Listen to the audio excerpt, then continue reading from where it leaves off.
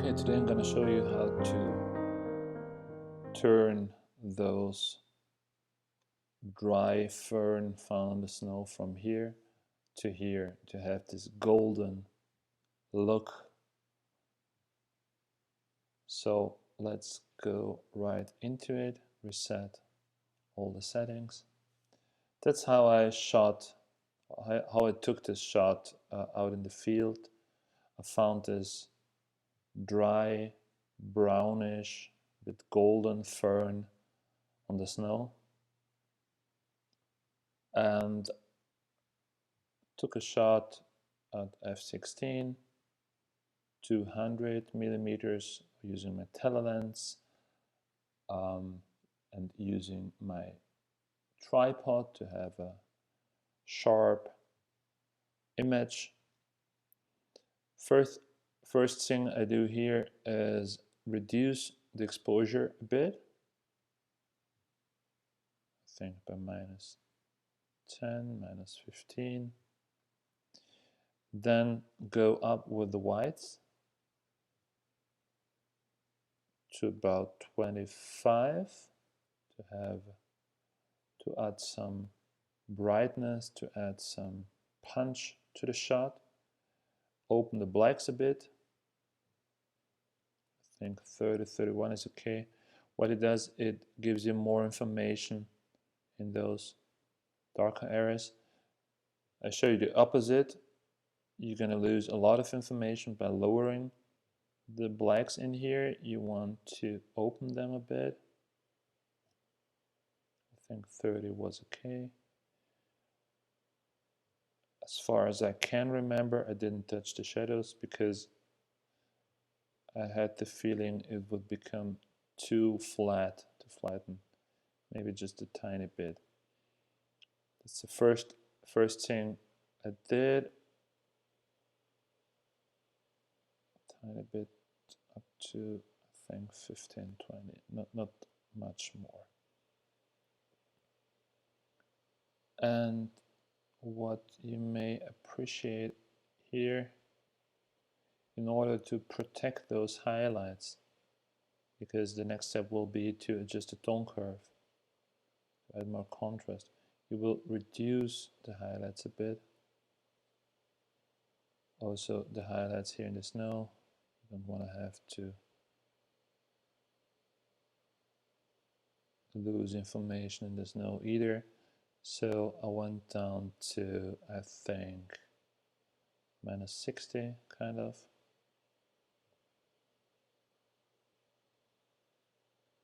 Then added a lot of contrast and micro contrast by increasing the lights up to 16, increasing the highlights up to 10, 13, going down with the darks to -20,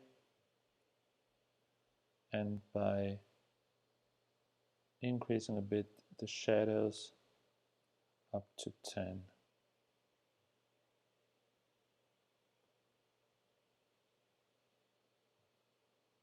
So you see the difference. That's without tone curve, and that's with tone curve adjustment.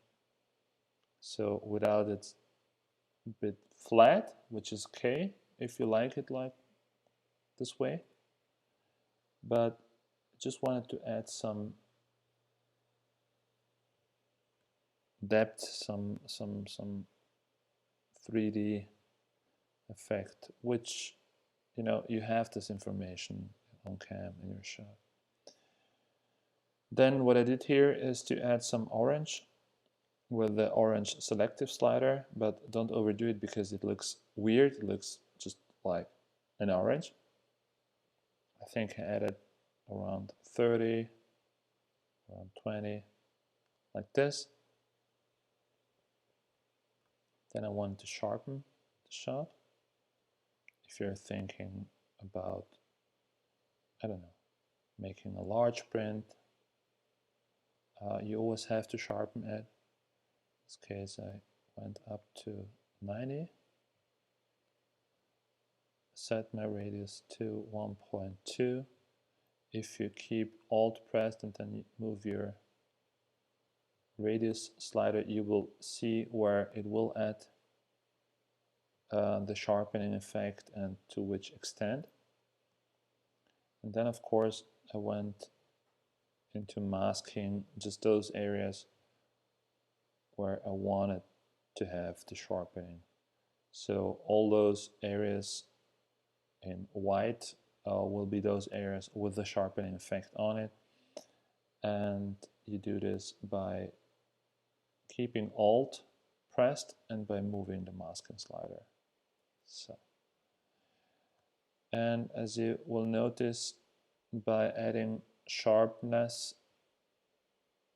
I added noise before sharpening, after sharpening, despite having used the masking slider in a right manner. So to reduce the noise, you will move the noise reduction slider, the luminance noise reduction slider, kind of this.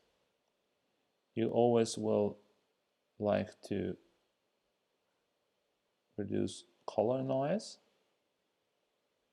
and then to remove chromatic aberration.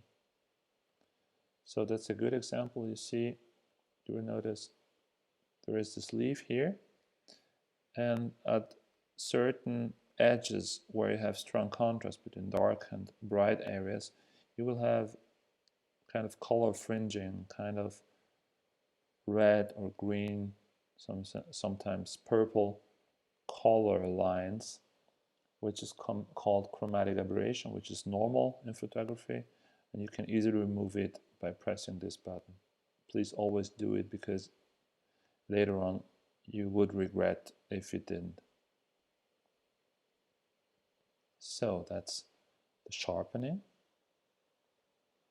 And I think right now the last step will be to increase the blue primary saturation as much as you want.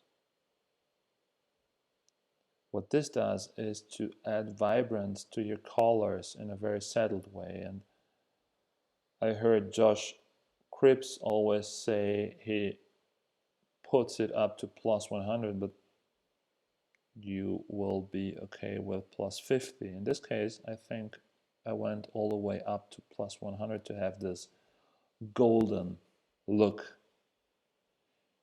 And for the purpose of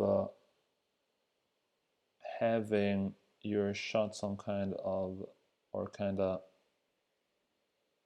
cropped, kind of focusing on an interesting part, you will go to the cropping tool here. If it is meant for Instagram, use 1:1 or 4:5, and then